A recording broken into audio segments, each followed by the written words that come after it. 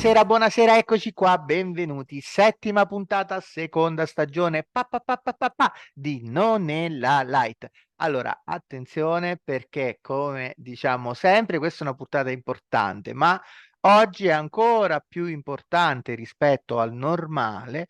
Perché? Perché abbiamo un'anteprima reale, perché la verità è che in Italia, almeno da quello che abbiamo potuto vedere e ricercare, un'intervista con questo personaggio non c'è, non esiste. Quindi ciò che vi stiamo portando stasera prendetelo proprio come un regalo forte da aggiungere alla vostra anima e al vostro bagaglio personale, perché è proprio un viaggio all'interno della mente e del cuore, soprattutto di una delle E persone che dell'esperienza anche, aggiungerei. dell'esperienza, Scusa certo, se ti interrompo, Luigi, tranquillo, perché di una persona che purtroppo non c'è più, ma che appunto attraverso la moglie riesce comunque a far sentire la sua aurea intorno a noi. E parliamo infatti non a caso della moglie del fantastico, mitico, fantasmagorico, resinosissimo Frenchy Cannoli, che ahimè ci ha lasciati un po' di tempo fa. La ferita è ancora aperta in realtà perché non è che parliamo di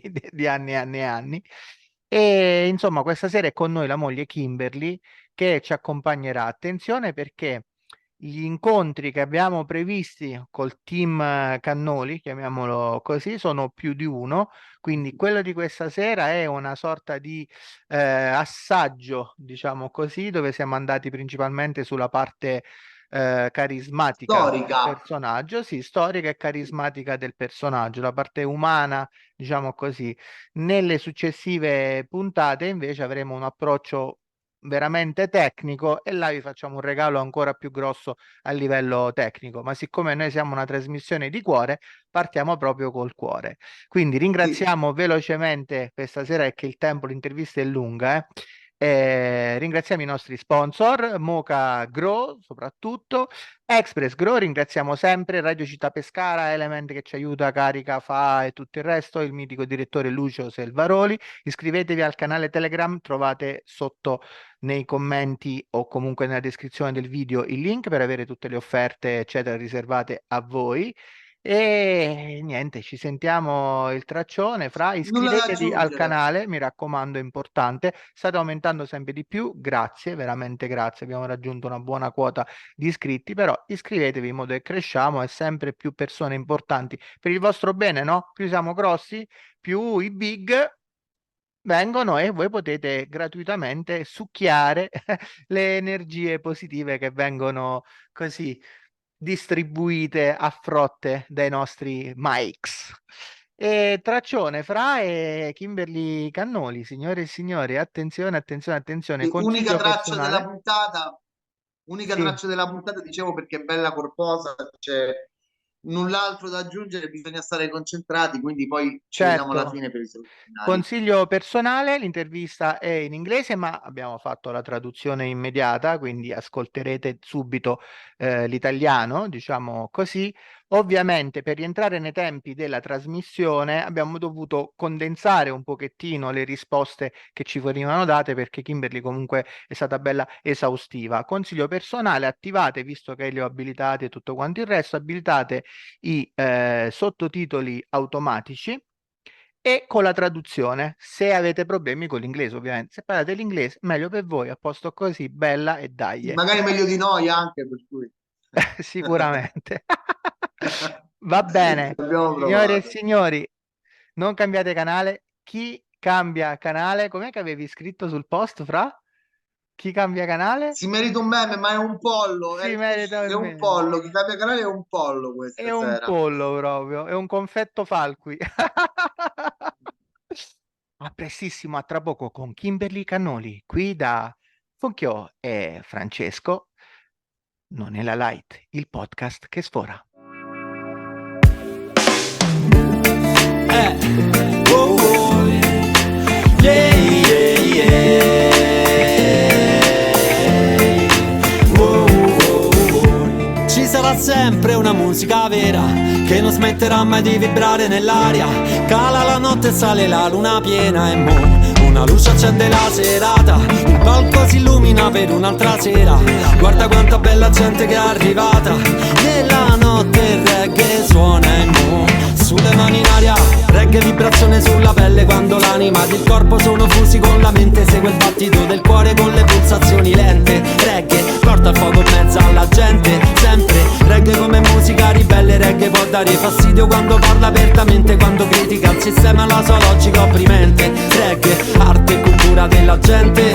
Ultimamente io non credo a ciò che sento. C'è chi passa ai guai se organizza un evento. Istigazione all'uso di sostanza all'argomento. Per chi vuole colpire un intero movimento, ce l'hanno con il reggae. Prendono di mira il rototom e bloccano le dance giù in Salento. Ce l'hanno con il reggae. Fanno salta ai festival per volontà politica, ma non fermeranno il suono che abbiamo dentro. Ci sarà sempre una musica vera che non smetterà mai di vibrare nell'aria.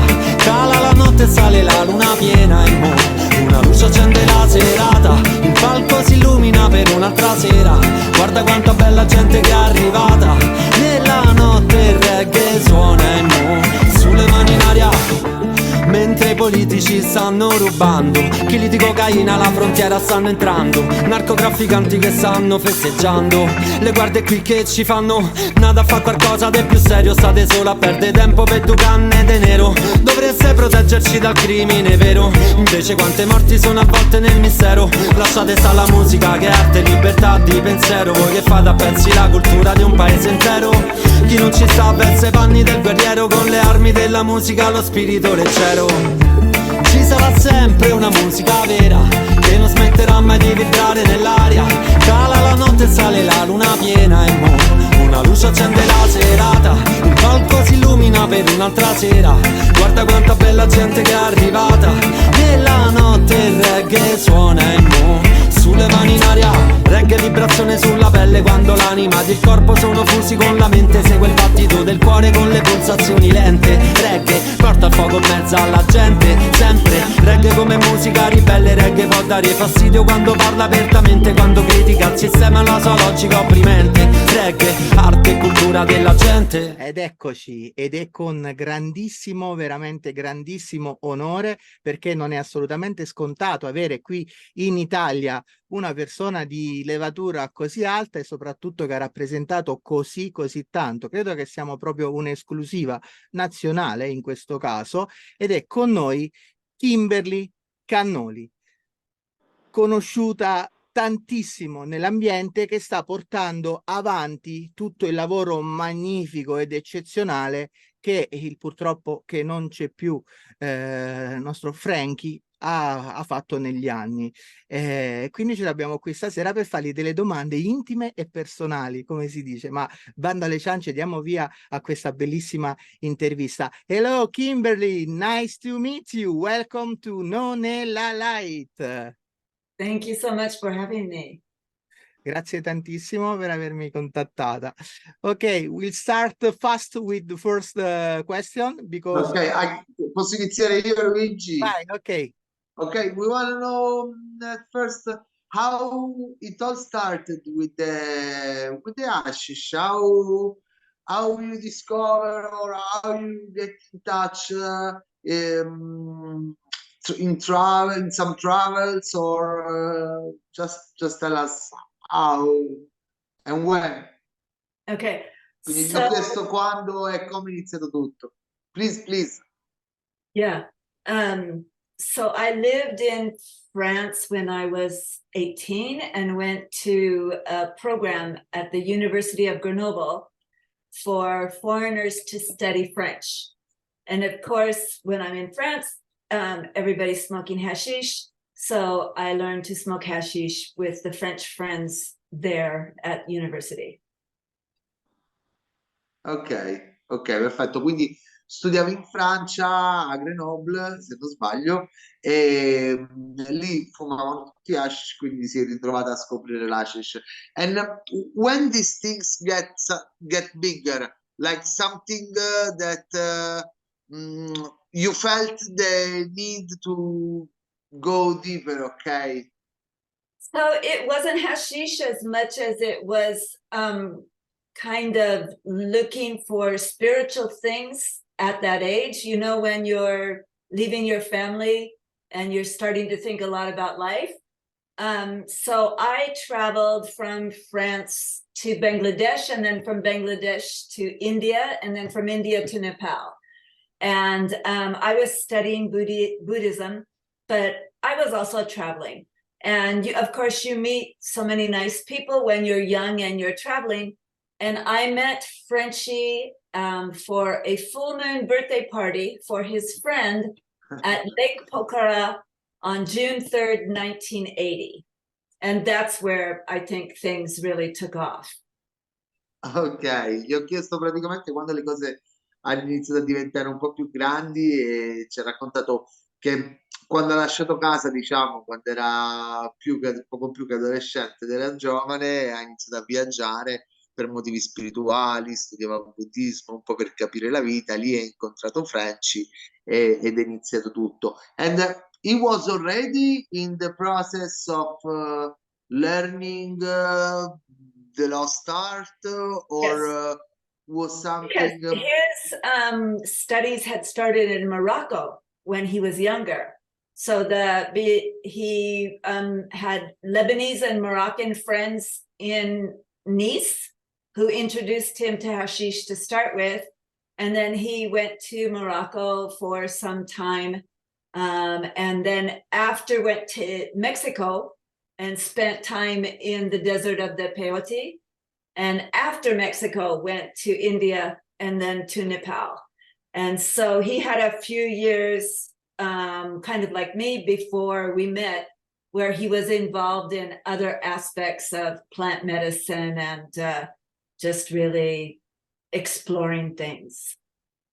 Ok, quindi gli ho chiesto se lui era già coinvolto nell'antica arte, diciamo, nella fabbricazione di hashish, e ci ha raccontato che lui già aveva iniziato a studiare in Marocco grazie a degli amici francesi, libanesi e marocchini che lo avevano introdotto a Nizza, poi era stato in Messico, di nuovo in India, diciamo, vari viaggi che lo avevano portato già ad avere un po' di conoscenza. Vuoi fare una domanda tu, Luigi? Come no, Poi certo, anch'io ho certo, altro da certo, chiedere.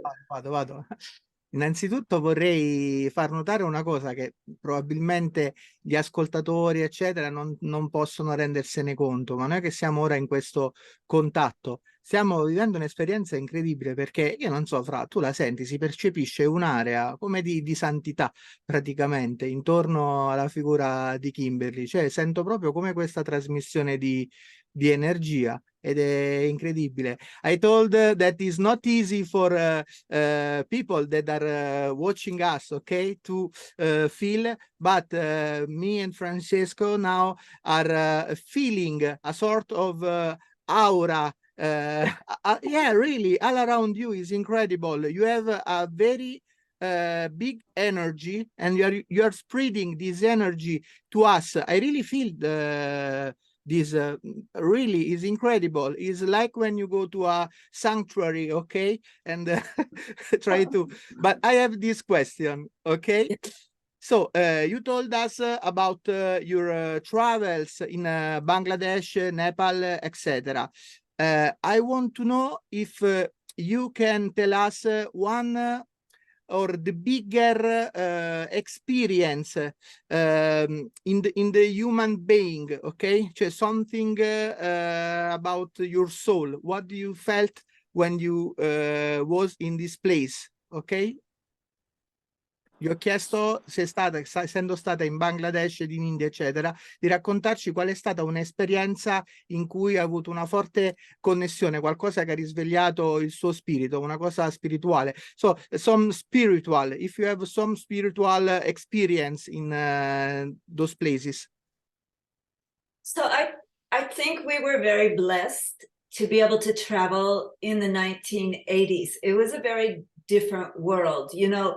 So Vietnam War had come to an end, and there was a little pocket of time where there were a lot of young people kind of going from India to Brazil to Bali and looking for these kind of experiences, like you say, of spirituality. Being American is like living in a big island. where you don't have so much contact with the rest of the world. So when you first travel very simply to these other places, your brain just explodes to become aware of different ways of living, of different ways of looking at reality. And when you're interested in spiritual things, India is just like the top, because so much of their life is infused with spirituality. You know, they do prayers when they wake up, they go to their little temple, they light candles, they light incense, they make their music, their chants, and it's just everywhere throughout India. So you can't help but be touched by that. And I was lucky to go to a number of their like ceremonies. There was one that I went to up north. There's a lingam of ice in a cave, and you have to hike for, it was about a day and a half, and then you go and you say the prayers at this lingam. And it wasn't so much the cave itself, because it was just a cave with some ice formation in it, but it was what everybody was doing and how kind everybody was and how generous with their spirituality and how happy they were to see that we were interested in it. Every time we went to a temple or we did some kind of puja, they were very, very generous in sharing their spirituality, even though we were not Hindu. Somehow they shared their blessing with us without limitation. And when you're a young person kind of struggling in your own society, you know, I think most people go through that thing when you're 20, where your parents are like, okay, now it's time for you to get a job. It's time for you to go into job slavery for 30, 40 years, and then you can have your freedom. And we didn't want that. And we thought there must be a better way. And it's true, there was. The better way. Also was a very different experience from like living every day in a capitalist world. Un attimo, Yeah. traduzione un secondo, se no... Traduco io allora. La sono imparata, scusami, che fai? Traduci tu. Vai pure, vai Sono pure. là ma tutto il tempo a ricordarmi a memoria. Allora, ha detto che... I'll translate. So, ha detto che lei ha avuto la fortuna di poter viaggiare in quegli anni, principalmente ha parlato degli anni 80 e anche degli anni 90, in cui la spiritualità e soprattutto la possibilità di poter viaggiare e visitare diversi posti nel mondo era molto interessante, perché era proprio il mondo che era molto diverso rispetto a quello attuale. Ha detto che chi vive in America, negli Stati Uniti, è un po' come se vivesse in una sorta di grande isola, e poi quando esci fuori da quest'isola inizi a vedere nuove culture, nuovi posti, eccetera, è proprio come un'esplosione nel cervello di esperienze. Fra i vari posti che ha visitato, quella che li ha colpita maggiormente da questo punto di vista è stata sicuramente l'India, perché in India ha potuto assistere, oltre al modo in cui le persone vivono l'esperienza della vita di tutti i giorni, oltre al fatto che sono appassionate di incensi, colori, forme, suoni, eccetera, ha potuto partecipare ad alcune cerimonie. In queste cerimonie, insomma, ha potuto capire tante cose molto importanti e molto interessanti. Ha aggiunto pure che il discorso che fanno a volte i genitori quando hai 20 anni, che è tutto finalizzato esclusivamente al trovati un lavoro, studi, eccetera, poi esci, eccetera, in parte è vero, perché quando ciò accade veramente fai queste esperienze che certamente vanno ad ampliare il tuo bagaglio di conoscenze e il tuo bagaglio culturale. Io invece ho detto che il capitalismo fa schifo, il direttore sarà contento di sentire questo. No, ok, ho una domanda adesso, Luigi, ti rubo il microfono. When you felt the need to divulgate, when you realized the lost art of making hash was really a lost art, and so there was a needing to divulgate, to keep it alive. So when Frenchy and I came to the US, maybe around 1983, 84. And nobody knew about hashish. So Nobody, before medical marijuana, right? yeah. So when was that? They were all smoking. So it was, again, this big island that was America, North America, because Canada too, except for Quebec. When you would talk to people about cannabis, they saw the flower. They were all growing for flower. They were all smoking Okay. flower. And so when we came in the 80s, nobody knew about hash. Nobody cared. We didn't want to stay long here. We were here very, very shortly. And then we left. And then we came back in the 2000s, and Frenchy started going up north. And initially, when he would see people and they had beautiful plants and everything, when they trimmed the flower, they would feed the trim to their animals, or they would put it in their compost. And, Frenchy, that's where he got the idea. It's a lost art here. They don't know to look at the plant for the trichomes, for the concentrate. And so he started making hashish, and he started going around to events. At this point, we had medical marijuana in California, and he started going to cannabis events and meeting people, and people would say, "What do you do?" And he would say, "I'm a hash maker, I'm a hashishin." And they would be, "Oh, what's that?" And he would say, "I make hash." "Oh, what's hashish? We've never seen hashish. We don't know about hashish." So he would have them smoke it, and people really liked it. So he just kept going and giving. He was like Pied Piper of hashish, giving out hashish to everybody.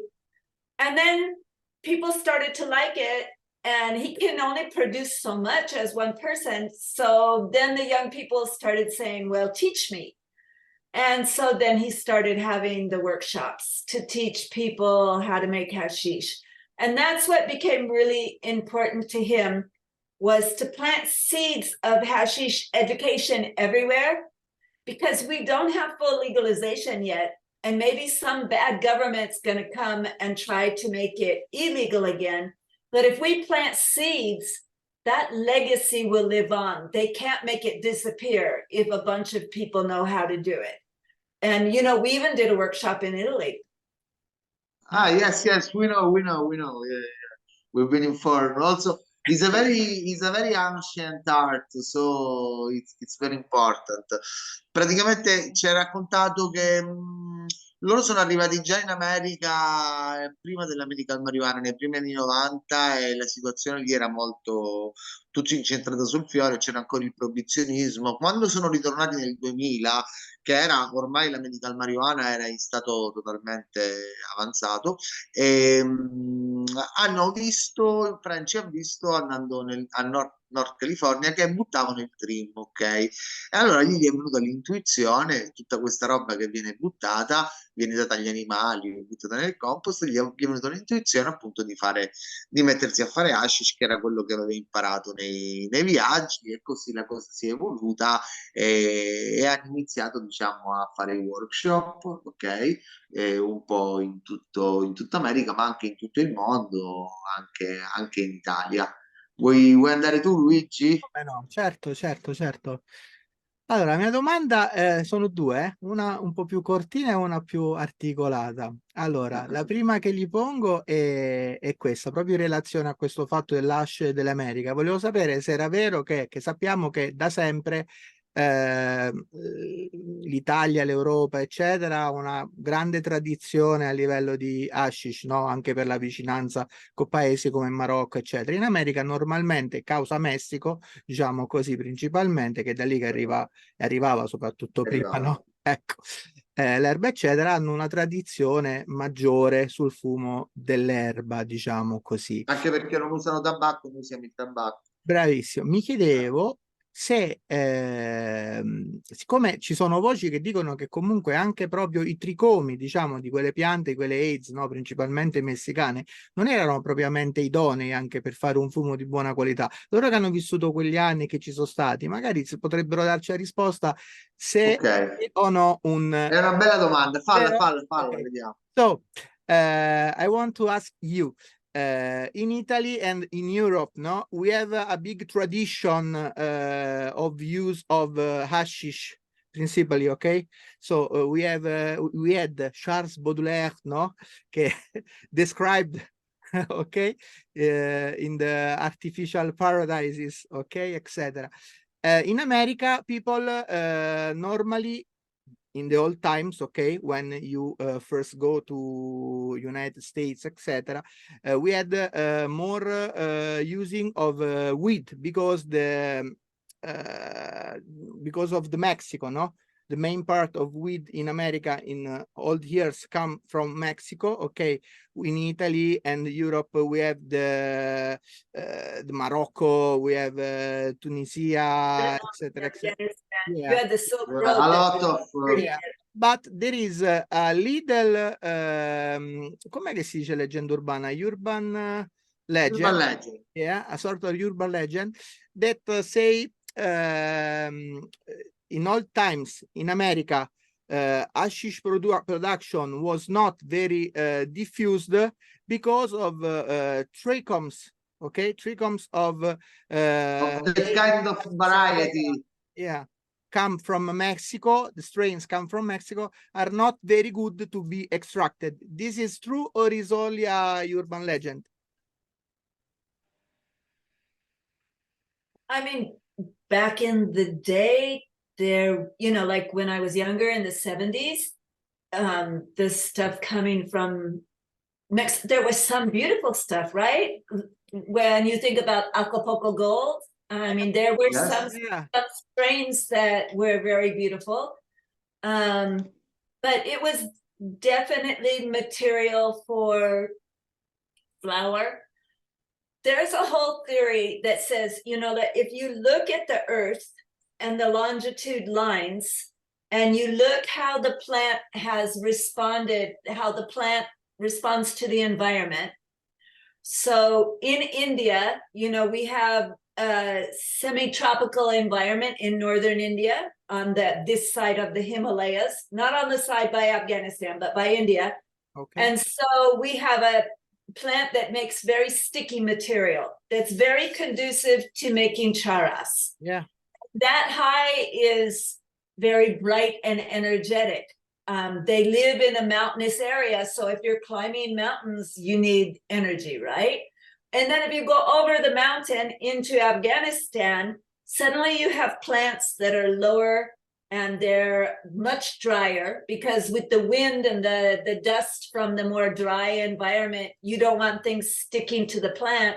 And the high is also, the traditional high of the Afghan hashish is different from charas. It's Frenchy used to say, it's more like being in a blanket in front of a fire. It's very comfortable. It's less energetic.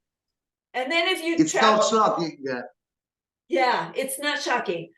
But if then we go further south, if we go to Africa, we have another different climate where it's not as high in the mountains. The UV rays are very good for making hashish. And the growing period, the traditional growing period of the cultivars in Africa, it's very long. And that culture also is smoking the plant from the flower. So, you know, you start to have that lower area where, for whatever reason, like Jamaica, they didn't have traditional hashish culture, they had flower culture. So I don't know if it's about quality of the material, because they have good hashish in Africa. I mean, they have good plants in Africa, or good plants in Jamaica, good potential plants Africa, we have the in Mexico. No? It's not, and you know, a big thing when you study about hash making, the best places on the planet, it's always in the mountains. So Himalaya mountains, Hindu Kush in Afghanistan, the mountains in Lebanon, the mountains in Morocco, that the altitude and the intensity of the UV rays is very important for the cultivars that make hashish. Well, I think because the plant make more waxy trichome in that condition. The plants look always You can't hear me? Yeah, no, you said waxy. I was trying to understand the word. Yeah, more like wetty. They're more like frosty. Well, but not in Afghanistan, right? And not in Lebanon and not in Morocco until recently when they started using the newer cultivars, and they have a lot of problems with bugs and stuff with those cultivars. So, but is this true or not? In that region where the plants are more dry, the hashish is more oily, or am I wrong? I mean, have you seen the Instagram of the Afghan Hashishin Baba 879? So he's a recently a hashish master from Afghanistan who's now living in Europe. If you look at his Instagram, he has pictures of both very dry type hashish and very, very sticky and wet. And he has lovely commentary about why there's a difference. And more than anything, it's because of the terroir of the region that the material is being grown in.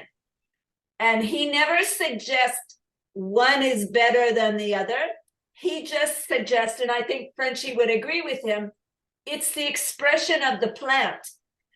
And I think we have a modern bias from North Americans that say really good hashish is only very pale color, is transparent,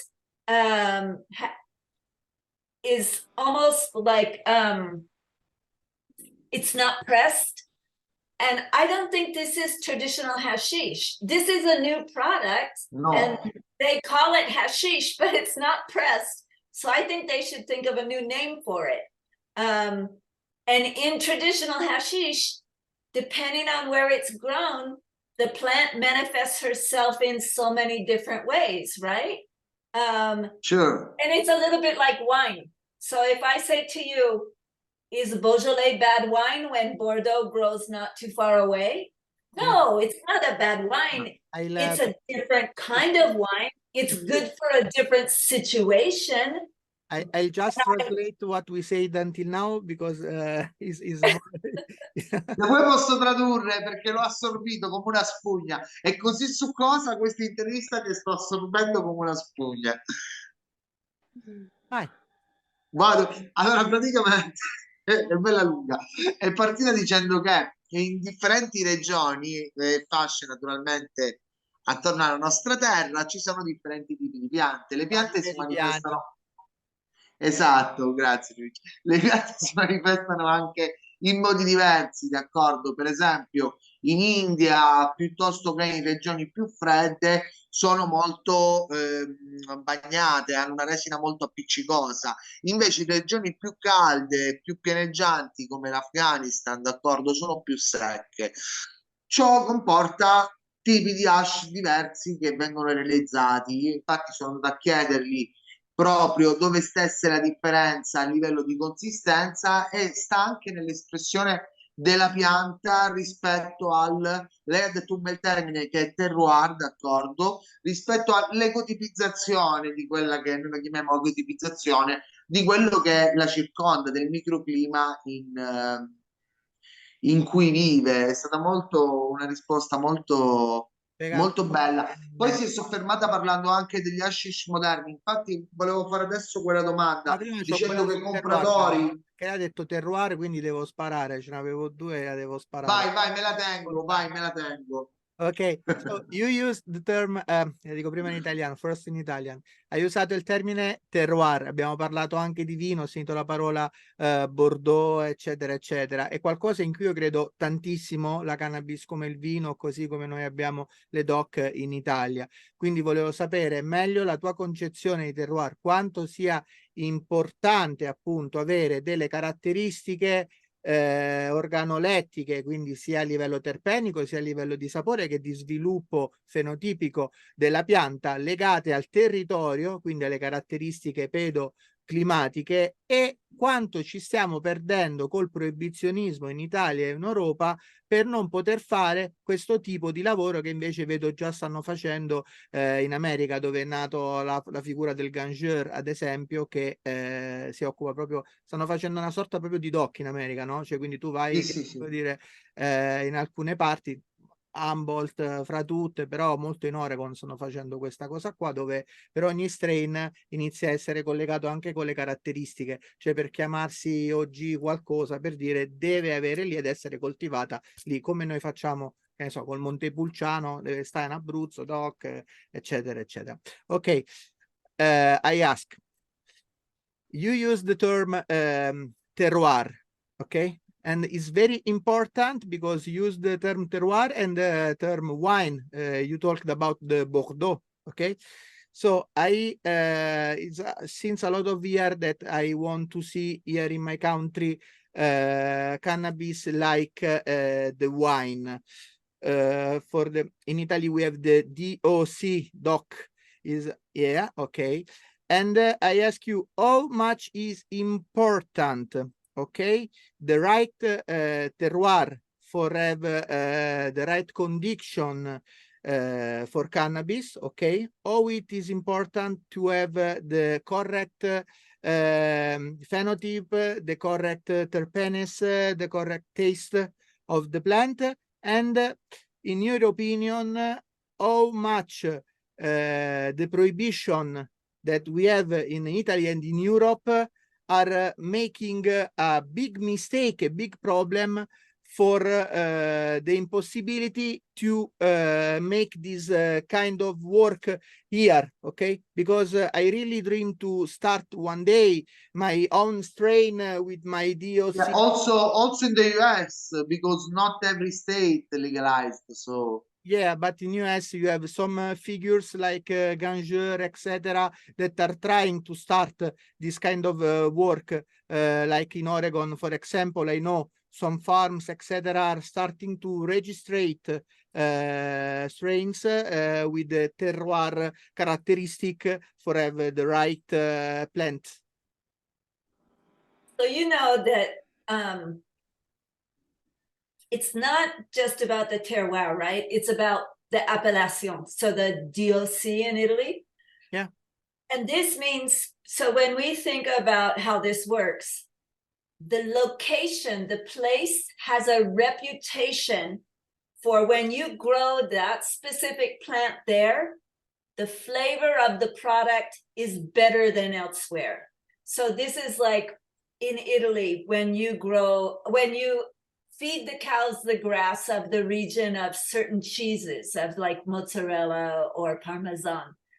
It's not anywhere in Italy that you can feed the cows the grass. It's a very specific area, and we don't know exactly why, but when you feed the cows the grass in that field and you take the milk from those cows and you make the cheese, it's better than the other cheese from across the street or, you know, from the town next door. So we have to start by figuring out which cultivar grown in which field and which part of Italy is the best expression of the plant. And they've been doing that a while in Northern California and in Oregon. And everybody acknowledges that when you grow cannabis in Humboldt, in certain parts of Humboldt, or certain parts of Mendocino, or certain parts of Southern Oregon, it makes really, really good cannabis. The plant thrives in that environment. On the other hand, you can't take those same cultivars and grow it in a field in Oklahoma and get the same results. Oklahoma is not made for outdoor cannabis. It just is not impressive. So as you understand, as Italians, that terroir, that mix of the water and the air, and even the dedication of the farmer makes something very special, but it has to be a specific cultivar in a specific place.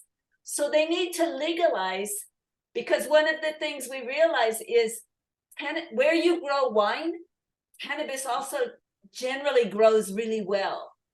So you have the potential for great cannabis in some parts of Italy. not all parts of Italy, and not with all cannabis. This is the thing the Americans don't understand about terroir and appellations. It's not all cultivars that are going to express themselves in the same way. Certain cultivars are going to respond to the environment in a way better than others. For example, some people have brought African cultivars to Humboldt. Humboldt is an area that has a lot of rain, and it gets very cold in the winter. Africa is not a place with a lot of rain. And in most places, unless you're at the top of Kilimanjaro, it doesn't get cold in the winter. So those plants don't thrive up there. But people keep wondering, why when I grow this cultivar, it's not doing so well here? You've got her in the wrong place. It's not one size fits all. So you have to figure out which cultivar is going to thrive, is going to respond beneficially to the environment that you propose to her, that you give to her. Perfetto. And then maybe it can be a great appellation of cannabis. Yeah. Ha detto una cosa bella e importantissima, quindi mi ha risposto correttamente, ha spiegato soprattutto che il terroir, quindi per terroir si intende appunto tutte quelle caratteristiche che sono il luogo, l'esposizione climatica e la condizione del suolo, quanto piove, eccetera, eccetera, eccetera. Ha spiegato che sì, è vero che in America in alcune zone si sta facendo questo tipo di lavoro, e ha detto pure che in Italia, ad esempio, quasi in tutta Italia, ha fatto l'esempio con i prodotti caseari, no? Spiega che per avere determinati tipi di prodotti caseari di altissima qualità è necessario avere la mucca che ha mangiato quell'erba in quel determinato... Sì, basta fare l'esempio col parmigiano. col parmigiano, eccetera, però magari già a distanza di poca distanza a livello chilometrica, ma anche qualche centinaia di metri, potreste avere un parmigiano diverso proprio a causa delle caratteristiche diverse. Con l'erba è la stessa identica cosa. Ha spiegato questo qui che è molto importante, e dice pure che in Italia abbiamo una condizione in cui alcune aree sono veramente ottime, però non tutta l'Italia è esattamente speciale, Esattamente diciamo. come tutta l'America. Esatto, così come anche in America dice che nelle zone di Humboldt, nelle zone dell'Oregon, a Mendocino, eccetera, eccetera, sicuramente si riesce a fare un'erba di altissima qualità, cosa che invece non accade, mi sembra a Oklahoma avesse detto, Sì. esempio in Oklahoma, ad esempio. Così come specifica anche che la selezione naturale, questa l'aggiungo io, ma credo che sia quello che stava, che intendesse dire, ha portato negli anni determinati strain, determinate genetiche, soprattutto a livello di landrace, possiamo dire, fra, no? Alla fine, in alcune parti del mondo, a specializzarsi in base alle caratteristiche climatiche. Quindi persone che sono andate a portare erba che ad esempio proviene dall'Africa, dove in Africa, a meno che non vai in un, diceva, sul monte del Kilimangiaro, dove puoi trovare un po' di freddo, normalmente la condizione è un clima molto caldo e molto secco, e vai a farla ad Humboldt, dove invece il clima è umido e piovoso e l'inverno tende ad essere abbastanza freddo, non avrai mai quel risultato realistico. E spiega anche che la legalizzazione sarebbe importante proprio per riuscire a fare questo tipo di ricerca, affinché noi possiamo capire in ogni regione italiana, così come facciamo con il vino, perché il Montepulciano lo fai dove hai una determinata esposizione al sole, no? Altre parti non lo vai a fare in Piemonte, ad esempio, perché in Piemonte non hai quelle temperature e quelle caratteristiche, te lo farebbero sviluppare bene. Stessa cosa si potrebbe invece fare con l'erba, quindi è importante avere una legalizzazione affinché anche noi possiamo avere le nostre doc e fare selection, fare una selezione sugli strain che meglio sia adatto. Per me sarebbe un sogno e spero veramente tanto di riuscirci. Vai Fra. Ce l'ho una domanda, posso Luigi, visto che il tempo Certo che sì. stringe. Okay, I have a question for you, Kimberly. You talked about like Moderna. She was talking probably, I understood, if I understood good, about the freeze-dried water ash that they're all making, and it turns white, translucent, and all the Oh, they dispensers. call this the 6-star hash. Yeah. Yeah, and so I want to ask you this: how do you see the modernity, okay, the new extraction, solvent and solventless, go in the market instead of the old-fashioned hashish, okay? How do the retailers and the customers react? The old-fashioned hashish, is it today just for the connoisseur, or the new generation, the new retailers are getting closer to this ancient product?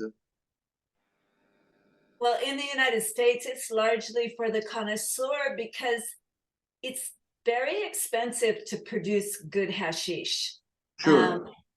And it's much less expensive to make a cannabis product with solvent like CO2 or BHO. Yeah. And so I think, unfortunately, a lot of young people are still not even aware of what is traditional hashish. And then in America, there's still very strongly a cannabis flower culture. You know, when you go to the dispensaries here, it's very easy to find what they call the pre-rolled flowers cigarette that they and then they have other products that are, you know, you vape, or that come in the, you know, that are made to go with a vape type tool.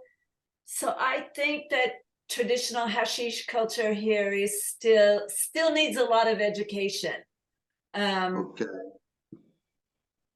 Yeah. And I think it's a pity, because I think all other kind of extraction, except for the old school hashish, okay, are not really good for us, for you, okay, for us, for the body, because they're too much. It's not a natural process, okay. Old school hashish, I feel, okay, it's more a natural process, because it's just collecting the material the plants naturally produce. So there's no concentration, there's no purification, isolation, or other. What do you think about this? You agree with me, or? I think for us, yes, you know, especially we have, you know, Frenchy, I lived so long with Frenchy that I had very much that European perspective. But, you know, it's a little bit like Frenchy used to talk about, think of it like an apple. So some people like to eat the whole apple, and some people like apple juice. And so the extract's a little bit like apple juice. And we agree with you. We feel like you can only drink so much apple juice, right? It's very sugary. You know, whereas when you eat the whole apple, you don't have such an intense feeling of sugar. So maybe, I don't know, a little bit too. I feel like if I was young, maybe I would have liked rosin, because it's more in your face, kind of, so much, you know, like they call it here, they say it's loud. The terp expression is very loud because it's so dense, right? Maybe also North America is a young country, so they like these things that are so modern, so young. Yeah, so sometimes, I don't know, I feel a little bit, it's hashish is very traditional. I think a lot of people, if they understood how comfortable it makes you feel, because Frenchy always talked so much about how comfortable it made him feel. He talked about overall, he called it well-beingness. Your whole body felt well. And it lasts a while, right? This feeling of well-beingness. And it seems like people who are part of the dab culture, they dab and they dab and they dab and they dab.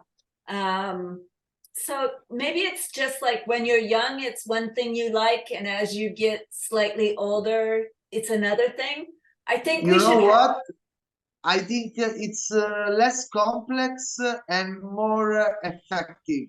Like butane, oil, or rosin are less complex as effect as the old school But you hashish, would say hashish. as well, And more puntata, like a yeah, punch in the face, okay? yeah. She Maybe, said exactly the same thing. We never like the stuff with solvents. Certainly not. But yeah, I think you can make rosin without solvents, and it does, you know, we should have both. People should have choices, but I really wish that in the manufacturing process, we could do it in such a way where it's less expensive so more people could experience it. So more people could understand what is the traditional product that humans have been experiencing for a long, long time. yeah, and there's a reason why also, I think. Well, I translate now all these wonderful talk we had. Non mi ricordo nemmeno da dove siamo partiti. Ah sì, gli ho chiesto praticamente dell'hash moderno, della differenza con i nuovi hash che vengono fatti nei freeze dryer, non so, l'avrete visti su Instagram, girano video anche su Facebook di questi hash Sì. bianchi, traslucidi, trasparenti, eccetera, eccetera. Gente che Per mangia carità, con gli occhi, quello è il fatto. si mangiano con gli occhi, Poi la bravo Luigi. frutta è bella da vedere, ma Per carità, anche effettivi, anche effettivi, anche per carità, però stavamo dicendo, abbiamo chiacchierato un attimo sulla differenza tra il hashish tradizionale e i metodi di estrazione moderni, che sicuramente hanno più concentrazioni a livello di terpeni, arrivano subito, diciamo, ok, come effetti ai consumatori nordamericani, però hanno un effetto molto meno complesso rispetto all'hashish tradizionale,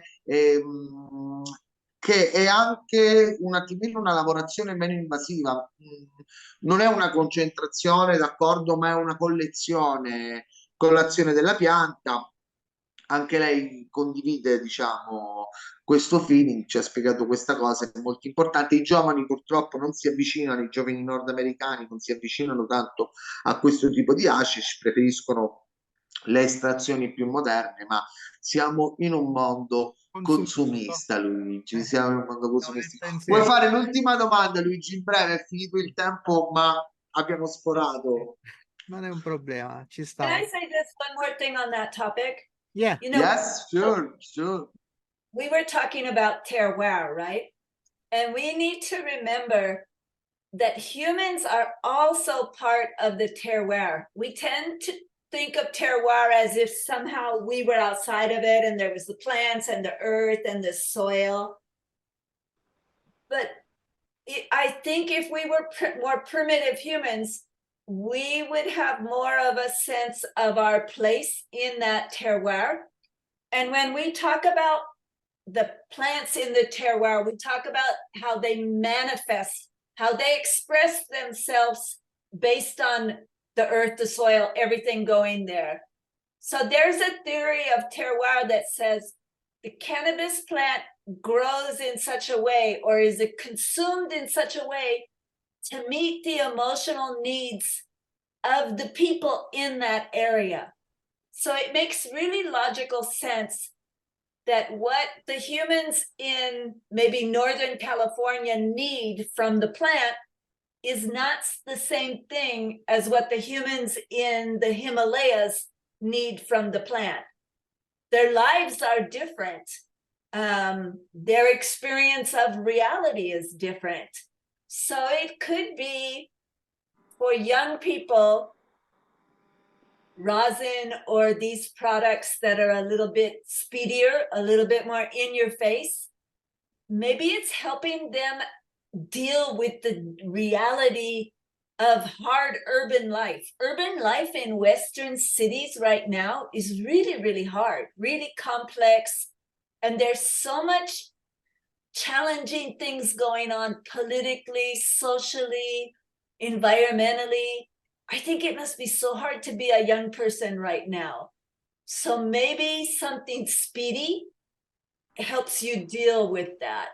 And okay, I would love for them to be able to also experience traditional hashish, but there's something that says the plant responds to the needs of the people in the area where she's growing. So Yes, maybe I think also the people try to medicate themselves on their basic need with what they can find around. Anyway, it's very interesting because there's a whole part of botanic anthropologic science that talk about this, and it's whoa, it's a very very interesting word. Vuoi tradurre tu, Luigi, questa piccola? Ero perso totalmente nei miei pensieri e che stavo pensando, stavo ragionando. È No, impegnativa no, questa intervista. Nulla ci stava spiegando che no, ero proprio è che riflettevo su sta cosa che ha detto, sui giovani, eccetera, e quindi nel frattempo elaboravo la domanda, o meglio la riflessione che volevo fargli. Quindi ti dico la verità, ho tipo adesso una commissione Vabbè, traduco io, non c'è problema. centrale. Praticamente ci ha spiegato che forse il bisogno dei giovani, così come in natura, d'accordo, l'uomo cerca di vivere, di star bene, di crescere con quello che è intorno, quindi sfrutta il proprio terroir, il terroir in cui vive, forse i giovani in questa in this concrete jungle, ok, this urban life, in questa giungla di cemento, oggi hanno bisogno proprio dei nuovi metodi di estrazione, delle nuove genetiche, molto più terpenate. Mi fa pensare anche una cosa questa. You know what, Kimberly? I thought also this I have this little thought. Also, the terpenes, the new plants contains a lot of terpenes, and we are looking as human in the terpenes of cannabis to feel more regenerated because we live in a total urban area. I think this could be also a phase of auto medication because we really need all this terpene, and when we smell a gelato, when we smell a new strain with like 5%, 4% of terpenes content on it, okay, we feel whoa, way more relaxed. I also find out that the high THC strain that contains a lot of terpenes smooth the anxiety effect of the high THC. So maybe it's just that we are very far away from nature, that we need more intense dose of nature. more intense doses. Yeah. Ok, sì, no, ho aggiunto che forse è proprio questa la ricerca dei terpeni che abbiamo nelle nuove piante. Prima cercavamo il THC col proibizionismo, no? Ora cerchiamo sempre più terpeni, e forse è proprio questa la lontananza. Vai Luigi, concludi tu, poi purtroppo dobbiamo chiudere perché non possiamo stare qui tutta la notte. La riflessione che era nata da tutto questo è che il concetto è incredibile, veramente ci sarebbe da farci la nottata. Adesso dobbiamo invitarcela a casa, secondo me, e ci facciamo Dai, no, una cosa una breve, una cosa special tea. breve. Okay, last question for you because time is Yeah, it's gone. yeah, and many thanks. So I want to ask to you, in your opinion, okay, we all know that cannabis can be therapeutic, okay, can be a medicine for people, for relieve the pain, relieve the stress, etc., etc. But in my opinion, is not only the consuming, the using of cannabis plants or extracts, etc., to make these kind of good things for our body, but the process that we do for grow and the process that we do for make a very good quality ash, in my opinion, is therapeutic, because, for example, when we make a temple bowl, no, you know, okay, so the whole process, the whole thing that you It's a ritual, it's a ritual. yeah, it's a ritual to take the resin out of the plants, okay, you make it clean, you make your press by hands, you works, okay, with your hands. It's like a connection, and it's like you can open your third eye, no, and feel part of the entire universe. What do you think about my feelings? So I think it's not only cannabis, right? I mean, if you make wine, or I think even if you have a garden and you grow the garden, you feel, because like we said earlier, humans are animals of nature too. So, and kind of like you suggested, we're missing our natural connection to the plants and to the environment. And so we want, more terpenes maybe. It's true. There's something very primordial about humans and cannabis. And it makes sense because out of all the plants that there are on the planet, there's only one that provides cannabinoids that matches an endocannabinoid system that we have in our body. And it's kind of amazing when you think of it, because in terms of evolution, cannabis came 25 million years before mammals came. And so Frenchy used to say, this is crazy. He said, I don't believe in God, but there was somebody making this huge design that knew to plan the plant with the cannabinoids that would fit the system of mammals that were only designed 25 million years later. Yeah. I mean, that's just like incredible, right? So it makes sense that we have this special connection with the plant. And there's something so lovely. In your hands, you have all these nerves that connect to your brain, right? So when you're working with the plant, when you're pressing it, when the terpenes are coming for you to smell them, it's a beautiful thing to see the transformation of the loose resin into the hashish. It's a lovely thing. Everybody loves it. I think even if you never consumed hashish, if you watch somebody do it, you're very attracted to it. There's something in your human body that goes, oh, I know you. You are my plant connection. You don't have to smoke it even. You understand that this is naturally something beneficial for humans. So prohibition is such a sad thing, because the plant could do so much good in human society if we would allow it. But, big business, big alcohol, big tobacco, big pharma, I think they're very afraid of the plant, because if people were growing their own and making their own, maybe they need less antidepressant pills, or maybe they stop smoking tobacco, although maybe not in Europe. Yeah, or maybe they have like people working 8-hour, 12-hour a day for like few bucks. Okay, it's just that. And well, ti chiederei semplicemente se sappiamo già la data, no? Visto che sarà anche in Italia con il suo, loro fanno questi workshop bellissimi, no? do you know if it will be a workshop in Italy soon or later in the future?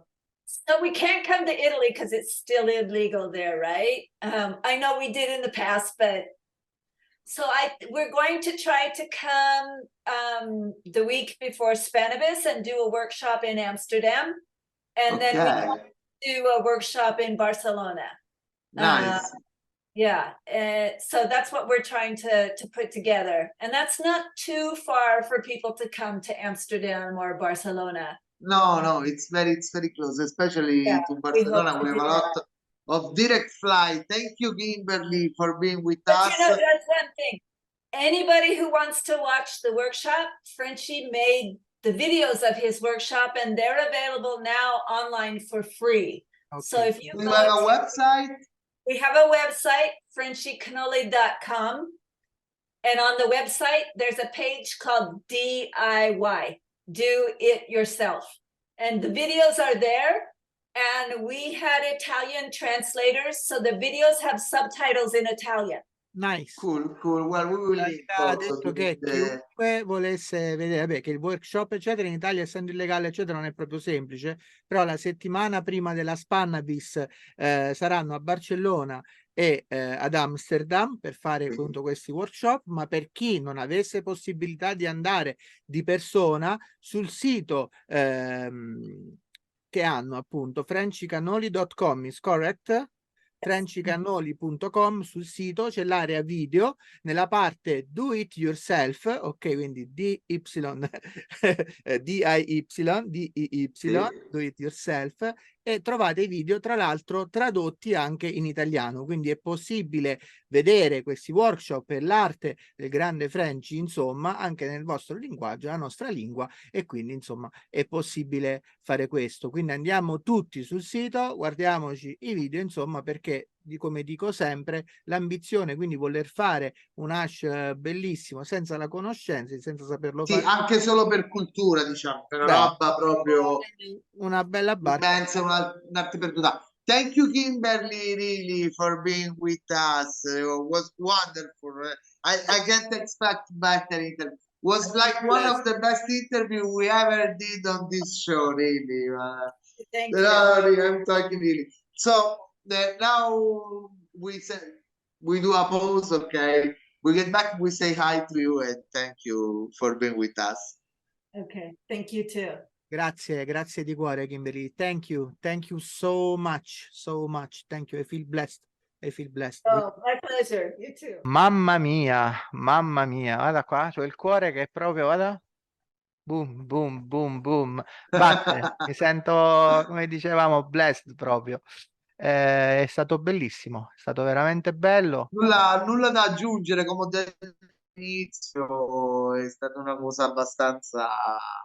La prima, la prossima sarà ancora più tecnica, diciamo, concentrata, però già chi si vuole appassionare, chi non ha mai sentito parlare di tutto questo mondo, più o meno ha una via, una direzione, ok, verso la E quale spostarsi. come sempre si conferma pure il fatto che chi veramente ha vissuto la giovinezza, diciamo, negli anni in cui tutto ciò stava accadendo, no? Perché la verità è che quegli anni d'oro, no? Che hanno visto proprio la trasformazione dalla totale Sai illegalità a cos'è? quello che C'era è meno oggi. globalizzazione. Sì, sì, C'era meno esatto. globalizzazione, quindi c'erano le genetiche originali, le varietà originali, era un altro mondo. Certo, ma anche proprio Comunque, l'approccio, capito? Molto meno sì. commercio, ci sta. Bello, veramente bello. Speriamo che anche questa volta siamo riusciti a seminare, insomma, un po' di senso critico cannabico all'interno dei vostri cuori e delle vostre menti. La facciamo brevissima perché l'intervista è stata lunga. Grazie veramente tanto perché ci seguite ed è veramente bello. Abbiamo raggiunto in alcuni video le oltre 5-6 mila visualizzazioni, quindi è bello, è balsamo per i nostri cuori, veramente. Quindi grazie, continuiamo così. Iscrivetevi al canale, condividete, fateci crescere affinché possiamo offrirvi, come sempre, contenuti gratuiti e di altissima qualità. Non è la Light, il podcast che vi posta contenuti di alta qualità gratuitamente, fottutamente cannabici. Appuntamento come sempre martedì prossimo alle 21:30 con Non è la Light. Mua! Ciao a tutti!